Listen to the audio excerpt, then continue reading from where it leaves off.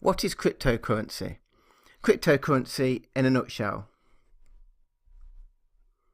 So cryptocurrencies are decentralized ledgers. So cryptocurrencies like Bitcoin, for example, are secure online ledgers based on cryptography. Now, cryptography can be quite heavily mathematical, and it's something, the details of this, probably something you don't really need to understand.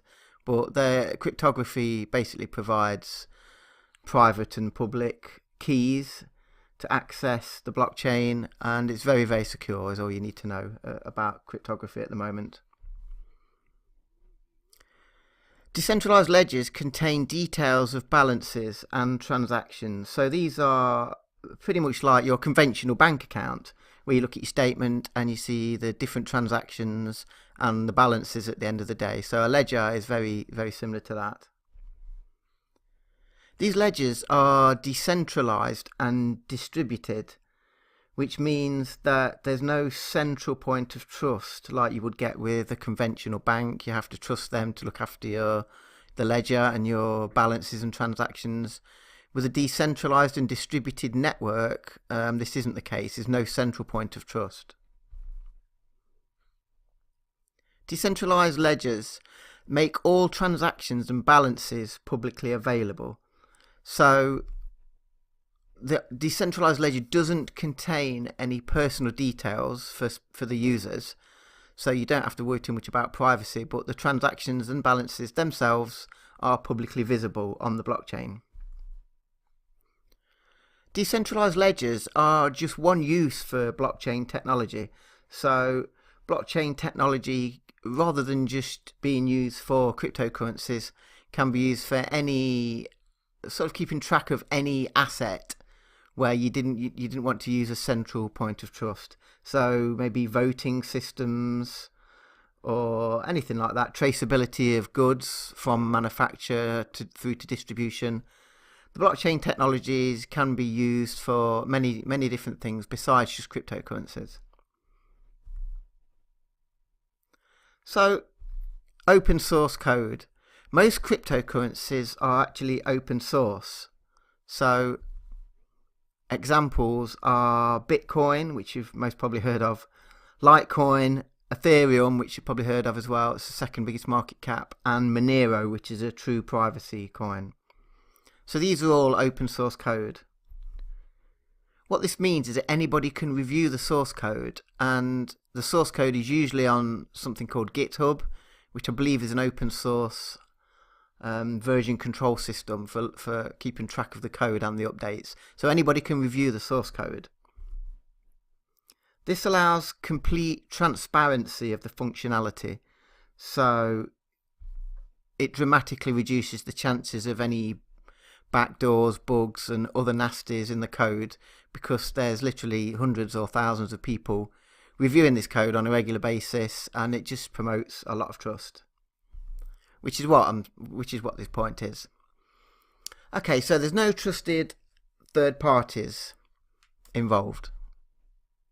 So traditional banks are a trusted third party.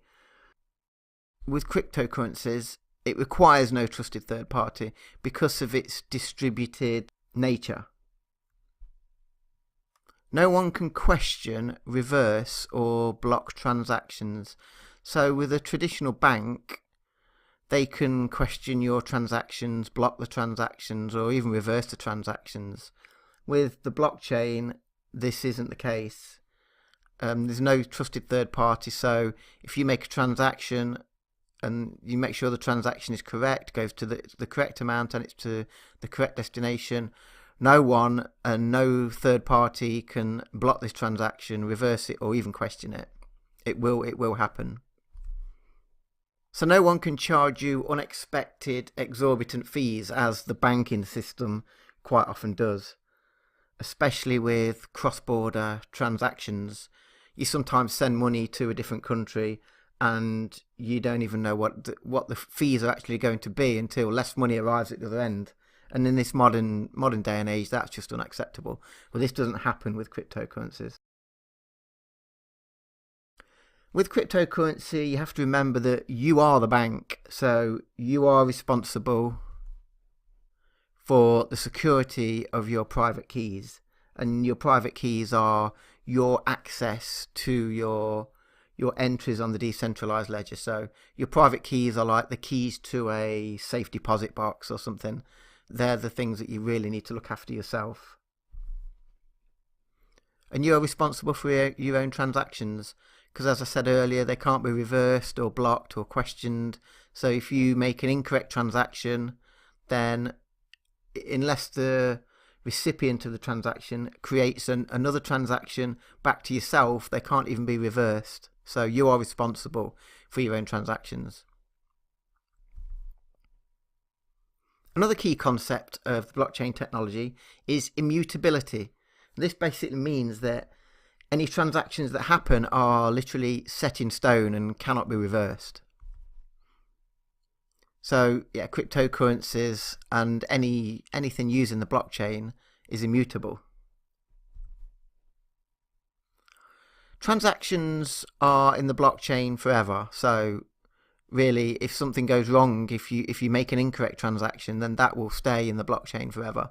And this is considered a good thing, because there's too many situations where, say in the banking system, transactions can be reversed. You can buy something or you can sell something and the transaction gets reversed and it causes problems. Well, immutability is one of the key concepts of cryptocurrencies, where it is literally set in stone.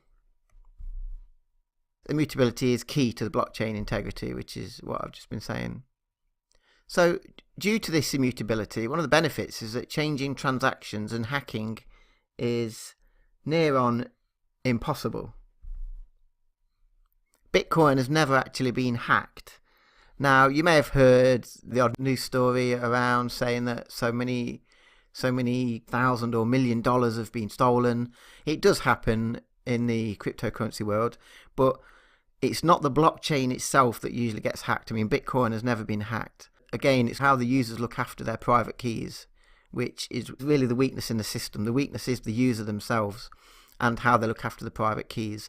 And one of these weaknesses we'll talk about later is online exchanges, because anything online in an exchange is liable to being hacked, and it does happen.